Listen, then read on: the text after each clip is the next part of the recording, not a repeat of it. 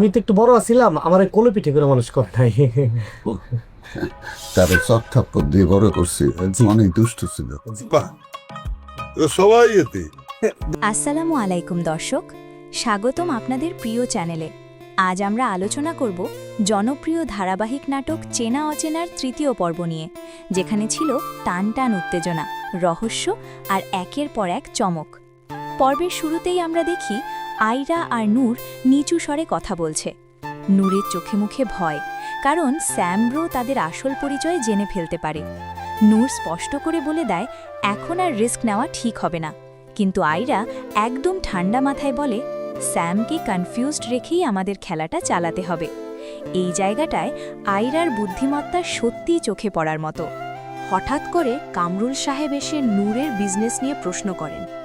এখানে নূর এমন সব কথা বলে যা শুনে যে কেউ কনফিউজড হয়ে যাবে। আকাশের নিচে মাটির উপরে টাইপ প্রজেক্ট। এই দৃশ্যটা যেমন মজার তেমনই সন্দেহের সূচনা করে দেয়। স্যাম ব্রো চুপ করে বসে নেই, সে ফোনে কারো সাথে কথা বলে আয়রা আর নূরের ছবি পাঠিয়ে দেয় তদন্তের জন্য। তার সন্দেহ আয়রা হয় বিপদে আছে, না হয় সবাইকে ধোঁকা দিচ্ছে। এখান থেকেই নাটকটা নতুন টার্ন নেয়। দিদা হঠাৎ ঘোষণা দেন আগামী শুক্রবারই আয়রা আর নূরের বিয়ে। আয়রা আর নূর দুজনেই হতবাক। নূর আবার মিথ্যে বলতে গিয়ে আরও গুলিয়ে ফেলে, বড় শিপমেন্ট আসছে। কিন্তু দিদার কাছে পরিবারই সবার আগে। সবাই যখন একসাথে বসে আছে, ঠিক তখনই স্যাম ব্রো একজন বস্তির সর্দারকে নিয়ে হাজির। সে নূরকে এক্সপোজ করার চেষ্টা করে, বলে নূর একসময় ভিক্ষা করত। একদম হতবাক, কারণ আয়রা আগেই সব সেট করে রেখেছিল।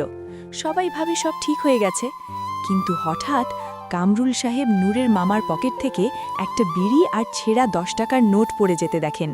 তার চোখে আবার সন্দেহ জেগে ওঠে।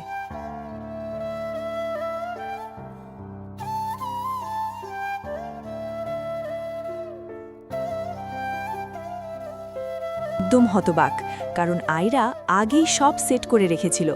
সবাই ভাবে সব ঠিক হয়ে গেছে, কিন্তু হঠাৎ কামরুল সাহেব নূরের মামার পকেট থেকে একটা। আগামী পর্ব কবে আসবে? সম্ভাব্য দিন আগামী শুক্রবার, সময় রাত 8টা থেকে 9টার মধ্যে। Platform YouTube সিনেমাওয়ালা entertainment. আগামী পর্বে কি হতে পারে? নূরের আসল পরিচয় কি ফাঁস হয়ে যাবে? স্যাম ব্রো কি নতুন প্রমাণ নিয়ে ফিরে আসবে? কামরুল সাহেবের সন্দেহ কি বড় বিপদ ডেকে আনবে?